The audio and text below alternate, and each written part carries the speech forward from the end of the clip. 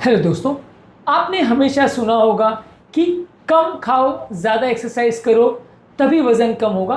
ये स्ट्रैटेजी सुनने में तो बहुत सिंपल लगती है, लेकिन इस स्ट्रैटेजी में है कई सारे फ्लॉज, जिसकी वजह से ज़्यादातर लोग जो इस स्ट्रैटेजी को फॉलो करते हैं उनको इतना ज़्यादा सक्सेस नहीं मिलता। इस स्ट्रैटेजी को eat less move more strategy बोलते हैं। लेकिन अक्सर जब भी आपने इस स्ट्रैटेजी को फॉलो करने का प्रयास किया या किसी को करते देखा, आपको ये बहुत कम केसेस में देखने मिला होगा कि उनको बहुत सस्टेनेबल वेट लॉस मिलता है। आज इसके पीछे साइंटिफिक फ्लॉज क्या हैं और क्यों स्ट्रैटेजी वर्क नहीं कर पाती है, क्यों लोगों को रिजल्ट्स नहीं मिल पाते हैं एक सिंपल स्ट्रैटेजी फॉलो करने से, आज इसको समझने का प्रयास करेंगे। डिस्कस करने का पर्पज़ ये है कि स्ट्रैटेजी के फ्लॉज को हम समझें ताकि हम एक बेटर स्ट्रैटेजी बना सकें और अपने वेट लॉस की जर्नी को आसान बना सकें। टॉपिक पर जाने से पहले जो लोग हमारे चैनल पर नए हैं उन्हें रिक्वेस्ट करूंगा कि चैनल को सब्सक्राइब करें, वीडियोस को लाइक करें, शेयर करें, फॉलो करें, कमेंट करें, पूरा देखें। टॉपिक के मिड पोर्शन में हमारे ट्रिविया सेक्शन में कुछ इंटरेस्टिंग फैक्ट्स आपको बताऊंगा जो आपको ज्ञान भी देंगे और हैरान भी करेंगे। और यदि आप टॉपिक के एंड तक मेरे साथ बने रहते हैं जैसा कि मैं उम्मीद करूंगा, तो आपको दूंगा कुछ ऐसे प्रैक्टिकल यूटिलिटी वाले पॉइंट्स हमारे प्रैक्टिकल यूटिलिटी सेक्शन में जो आपको इस टॉपिक से मिली इन्फॉर्मेशन को बेटर वे में यूटिलाइज करने में और अपनी लाइफ को ज़्यादा हेल्दी बनाने में मदद करेंगे। तो चलिए शुरू करते हैं मेरे साथ ये हेल्थ का सफ़र।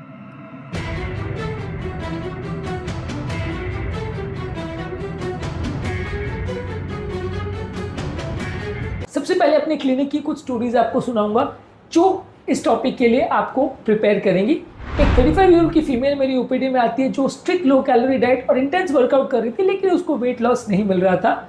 हमने वर्कअप किया तो पता चला कि उसका जॉब बहुत हाई स्ट्रेस था, नींद प्रॉपर पूरी नहीं होती थी, जिसकी वजह से वो कभी कभार ओवर ईटिंग करती थी। ये स्ट्रेस को जब हमने इम्प्रूव किया तो उसके रिजल्ट्स भी इम्प्रूव होने लगे। ये स्टोरी हाईलाइट करती है कि स्ट्रेस का कितना इंपॉर्टेंस है हमारे वेट लॉस जर्नी में। एक दूसरा पेशेंट 50 ईयर ओल्ड हमारे यहाँ पे आया, मल्टीपल डाइट्स ट्राई कर चुका था, कॉम्प्रिहेंसिव वेट लॉस फोकस पे ने उसको स्ट्रेस किया, जहाँ पे न्यूट्रिशन पर, एक्सरसाइज पर, बिहेवियरल थेरेपी पे, ये सारी चीज़ों पर एक साथ मल्टी फैक्टोरियल अप्रोच हमने किया तो उसको सक्सेस ज़्यादा मिला और उसको पहले से बेटर रिजल्ट्स मिले। इसके अलावा एक यंग एडल्ट हमारे पास आया जो हर बार डाइटिंग करने के बाद बार बार वेट रीगेन करता था।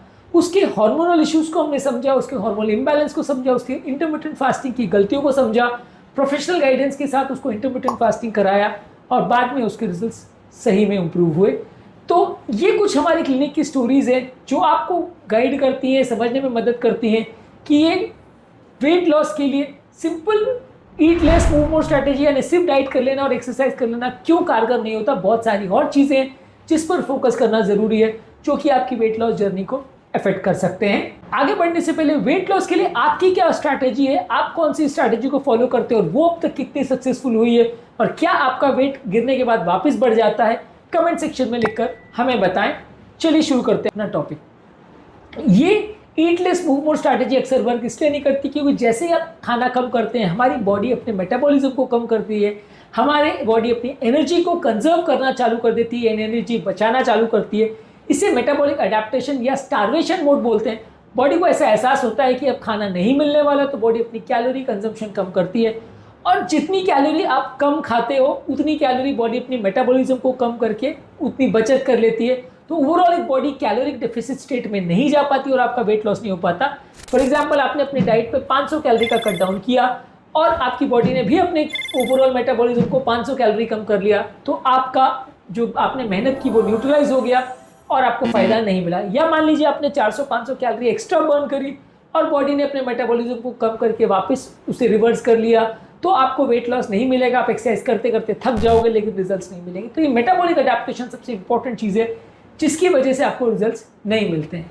इसके अलावा बॉडी के कई हार्मोन्स हैं जो आपके फीड एपेटाइट को इन्फ्लुएंस करते हैं, जैसे आपके बॉडी के लेप्टिन जो कि सैटिस्फैक्टरी हार्मोन है, भूख शांत करता है, ग्रेलिन जो कि हंगर हार्मोन है, भूख बढ़ाता है, इंसुलिन जो कि ये सब के बैलेंस को कंट्रोल करता है। ये सारे हमारे एपेटाइट को, हमारे ओवर ईटिंग को और क्रेविंग को इन्फ्लुएंस करते हैं। यदि इनके बैलेंस को मेंटेन नहीं कर पाए तो हम चाहकर भी बहुत अच्छी डाइटिंग नहीं कर पाएंगे और चाहकर भी हम अपनी बिंज ईटिंग और ओवर ईटिंग को कंट्रोल नहीं कर पाएंगे। इसके अलावा फूड के साथ कई बार स्ट्रेस एसोसिएटेड होता है और कई बार इमोशंस की वजह से भी लोग ज़्यादा खाते हैं। डाइटिंग एक सेंस ऑफ रिस्ट्रिक्शन क्रिएट करता है जिससे कई बार लोग छूट के खूब ज़्यादा खाने लगते हैं, उनका कंट्रोल चला जाता है जैसे उनको अपने कंफर्टेबल वाले फूड्स मिलते हैं। और ये कंफर्ट करने वाले फूड्स आपकी स्ट्रेस, एंजाइटी और इमोशंस को कंट्रोल करने में मदद करते हैं, जिसकी वजह से अक्सर जब भी आप स्ट्रेस्ड आउट होते हो आप ओवर ईटिंग करते हो। ये इंपॉर्टेंट कारण है जिसकी वजह से मेंटल स्ट्रेस या तनाव वाले लोगों का वजन बढ़ता है। इसके अलावा कई लोग एक्सरसाइज पे बहुत ओवर एम्फोसाइज करते हैं। लोगों को लगता है बहुत एक्सरसाइज करो, फिजिकल एक्टिविटी बढ़ाते जाओ तो आपको रिजल्ट्स मिलेंगे।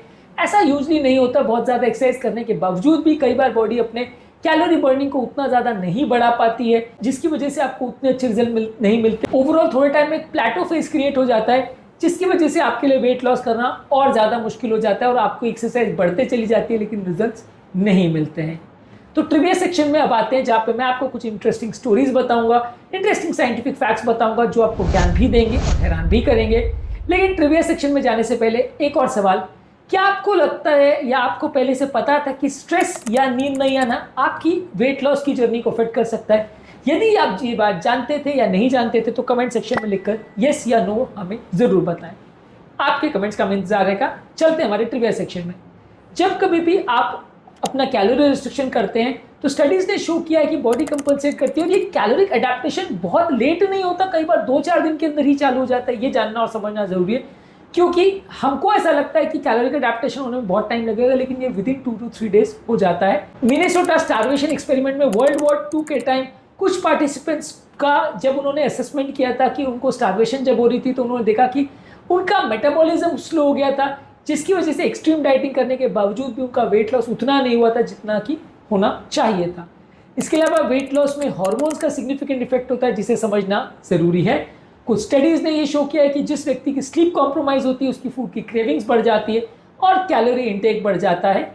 इसके अलावा बॉडी में एक सेट पॉइंट थ्योरी है, जिसका बेसिकली मतलब ये है कि बॉडी एक सेट पॉइंट को मान लेती है और जैसे आपका वेट बढ़ता है वो वेट कम करना चाहती है, जैसे वेट कम होता है वो बढ़ाना चाहती है। बॉडी एक सेट पॉइंट पर लाती है अपने वेट को और उस लेवल तक आपकी बॉडी के मेटाबॉलिज्म को स्विच करने की कोशिश करती है। तो ये एक सेट पॉइंट है जो कि कई बार चेंज करने में कई साल लग जाते हैं, इसलिए बार बार आपकी बॉडी घूम फिर के उसी वेट के आसपास पहुंच जाती है।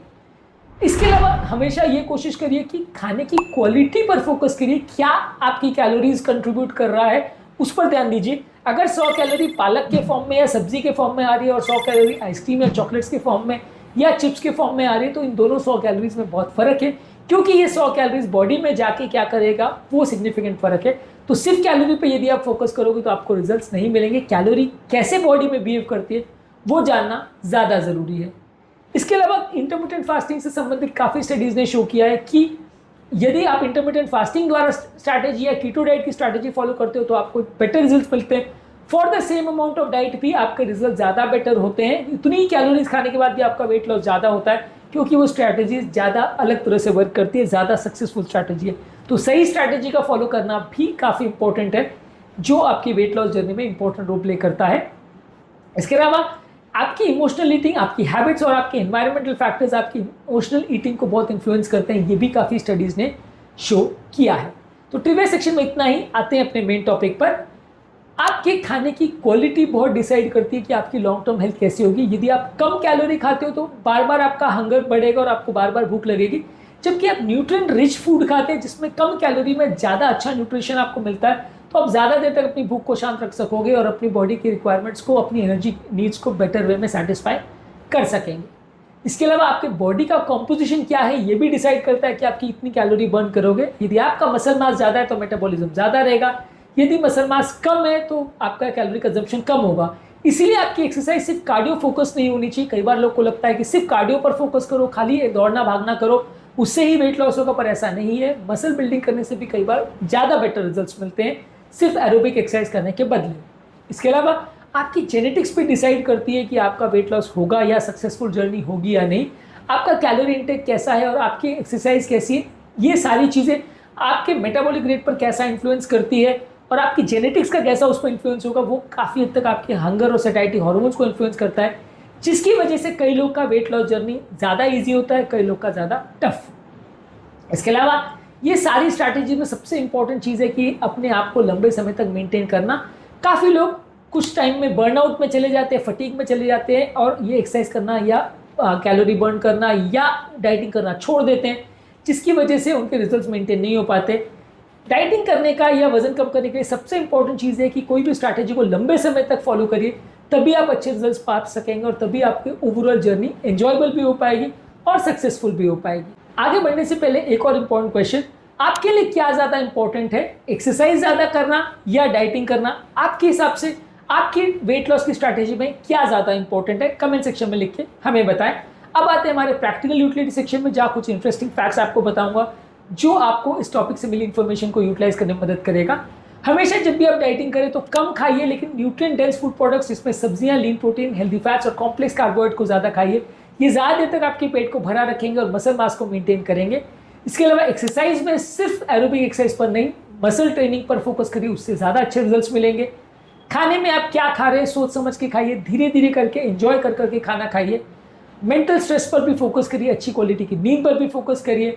इसके अलावा एक नॉन एक्सरसाइज एक्टिविटी थर्मोजेनेसिस, जिसे नीट स्ट्रैटेजी बोलते हैं, जहाँ पे आप बिना कुछ काम किए या बिना एक्सरसाइज किए भी थोड़ी थोड़ी एनर्जी वेस्ट कर सकते हो, उस पर भी फोकस करिए। इसमें भी सिग्निफिकेंट कैलोरी लॉस हो सकता है। ये सारी चीज़ों को यूटिलाइज करके आप अपनी वेट लॉस की जर्नी को ज़्यादा सक्सेसफुल बना सकते हैं। हमेशा अपने न्यूट्रिशन पर फोकस करें और अपने ओवरऑल एफर्ट्स को रेगुलरली मेंटेन करें, तभी आपको रिजल्ट्स मिलेंगे। यदि फिर भी रिजल्ट्स नहीं मिलते हैं तो प्रोफेशनल गाइडेंस या मेडिसिन का मदद ले सकते हैं। तो आज हमने देखा कि eat less move more strategy सिर्फ नाम की स्ट्रैटेजी है, काम की स्ट्रैटेजी नहीं है। यदि आपको चाहिए सक्सेस तो आपको फॉलो करनी पड़ेगी कोई और सक्सेसफुल स्ट्रैटेजी, जैसे कि इंटरमिटेंट फास्टिंग, जैसे कि कीटो डाइट, जो उतने ही मेहनत में या शायद कम मेहनत में ज़्यादा बेटर रिजल्ट दे पाती है बिना सारे टॉर्चर के। उम्मीद करूंगा कि आज के टॉपिक में कुछ नई बातें जानने को मिली होगी। इस टॉपिक के बारे में आपके क्या विचार है, कमेंट सेक्शन में लिख के हमें ज़रूर बताइए। आपके कमेंट्स का हमें इंतजार रहेगा। मैं खुद आपके सारे टॉपिक्स को डेफिनेटली पढ़ूंगा और ज़्यादातर टॉपिक्स और ज़्यादातर कमेंट्स का रिप्लाई देने का भी प्रयास करूंगा। आपके जो हेल्थ रिलेटेड कमेंट्स भी है या क्वेश्चंस भी है, वो भी आप हमें पूछ सकते हैं। टॉपिक एंड करने से पहले जो लोग हमारे चैनल पर नए हैं उन्हें रिक्वेस्ट करूंगा कि चैनल को सब्सक्राइब करें, वीडियोस को लाइक करें, शेयर करें, फॉलो करें, कमेंट करें, पूरा देखें।